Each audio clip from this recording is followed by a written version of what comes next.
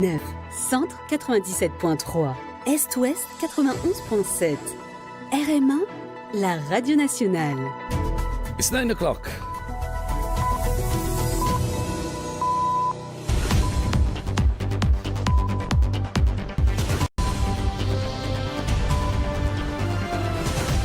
The news with RSU. Good morning. Good morning, Patrice. The headlines. Heavy rain watch issued as unstable weather approaches Mauritius. Donald Trump calls UK-Mauritius Chagos deal shocking in post that sends shockwaves across social media.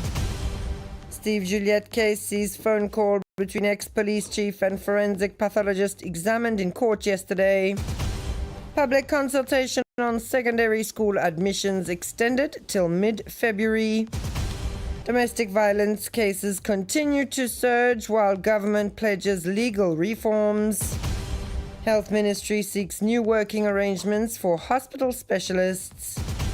In world news, US cities see fresh protests against Trump immigration policies. And in sports news, Arsenal tighten grip on Champions League as qualification battle intensifies. We start this morning with the Mauritius Meteorological Services having issued a heavy rain watch bulletin for Mauritius. Active cloud masses associated with an instability zone are approaching from the north and are expected to influence local weather conditions. Moderate showers are forecast during the day with a risk of thunderstorms. Rainfall is also expected to intensify overnight, becoming more frequent and at times heavy and thundery.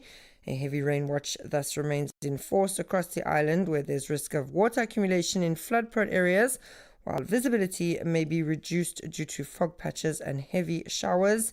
The public is advised to remain in safe places, avoid open areas, hiking and sheltering under trees during thunderstorms, while motorists are urged to exercise caution on the roads and residents are advised to avoid flood-prone areas. And staying with news making the headlines, it's a post that quickly went viral around the world. In a message published on his Truth Social platform, US President Donald Trump described as shocking the United Kingdom's plan to transfer sovereignty of the Chagos Islands to Mauritius. More on this in this report voiced over by Shehzad Juman. Shockingly, our brilliant NATO ally, the United Kingdom, is currently planning to give away the island of Diego Garcia, the site of a vital US military base, to Mauritius, and to do so for no reason whatsoever. This is what the American president wrote on Truth Social. Donald Trump called the decision a total weakness. In his view, the fact that the United Kingdom would give away such extremely important land is, I quote, an act of great stupidity. He also said it is one of the national security reasons why Greenland has to be acquired. In a first reaction, during the Times Radio breakfast show, Darren Jones, Chief Secretary to Prime Minister Keir Starmer, stressed that the treaty with Mauritius is a done deal that cannot be reversed. Can you and will you back out of it now? Well, the treaty has already been signed. So it's a done deal? Yeah, the treaty's been signed with the Mauritian government, so I can't reverse the clock on that. The treaty's been signed. Parliament has a kind of enabling function on treaties, so it can't unwind the treaty having been signed. Meanwhile, British MP Nigel Farage praised the president's message, highlighting that Donald Trump has vetoed the surrender of the Chagos Islands. Before the Pamplemousse court yesterday afternoon, the Assistant Director of Public Prosecutions stated that a phone call took place between former Commissioner of Police Anil Kumar Dip and Chief Police Medical Officer Sudesh Kumar Gangadin on 6th of January 2023, the day after Steve Juliet's arrest and death. Nataraj Munisamy said he's relying on call records provided by Mauritius Telecom. A representative of Mauritius Telecom will be required to provide explanations in court on the 5th of March at the request of Avin Kolendavilu, lawyer for the former Commissioner of Police. Education system reform is underway. The Ministry of Education launched an online forum on Friday, 16 January, to gather public feedback on secondary school admissions. The consultation, initially scheduled to close on 19 January, has now been extended until the 13th of February. More details on this with Shali Nieban. Modernizing the education system is the main objective of this public consultation. It is also intended to integrate the best ideas into the blueprint aimed at transforming the sector. Several meetings have already been held with trade unions, school associations, and educational bodies, including the Catholic Education Diocesan Service, the Private Secondary Education Authority, and the Mauritius Examination Syndicate. A consultative meeting was also held on January 15th with ministers, members of parliament, and representatives from Rodrigues. The consultation form is available on the ministry's website. It is open to all parents, students, teachers, and members of school boards. According to the ministry, this reform directly concerns the future thousands of students, making active public participation essential to build a fairer and more modern education system. And on to other pressing news. The figures are rising again and tragedies continue to unfold. Domestic violence remains a serious concern in Mauritius, with an alarming increase recorded in the first days of 2026. Emotional, psychological, verbal and sexual abuse continues to affect mainly women, while the rise in femicides is particularly worrying. In response, the government has pledged to strengthen the legal framework. An overview in this report by Anjali Siratan Puchan, voiced over by Shalini Yaban. Domestic violence remains a persistent and deeply concerning reality in Mauritius. Official figures confirm this trend.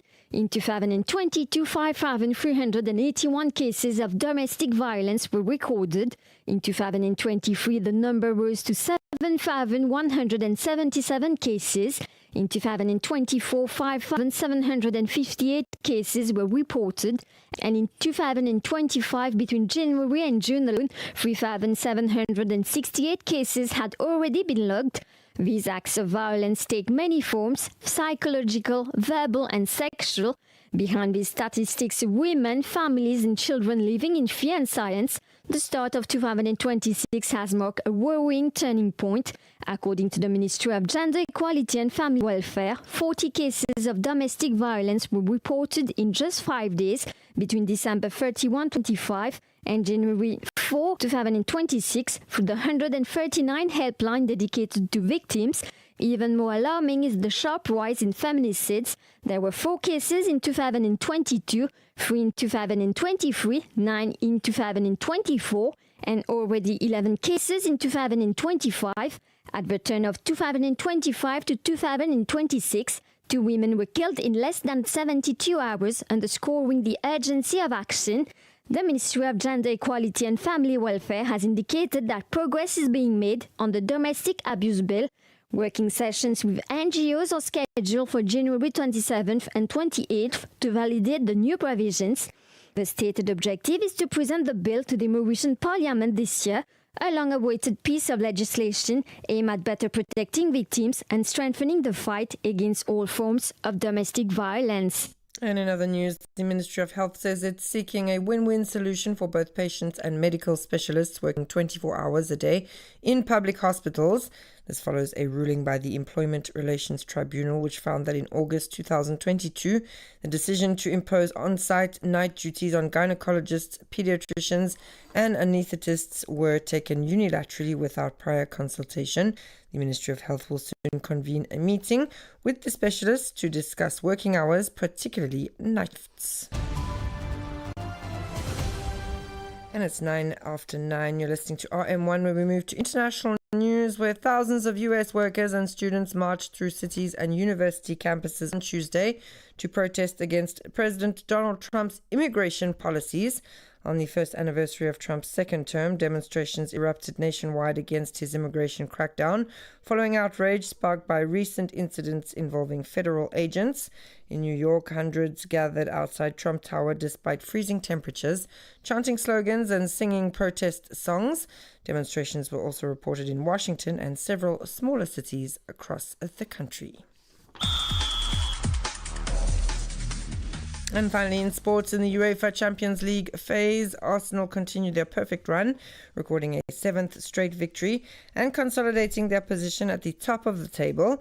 Real Madrid remain in pursuit after a convincing home win, while Tottenham climbed up to 4th place, easing pressure on their coach.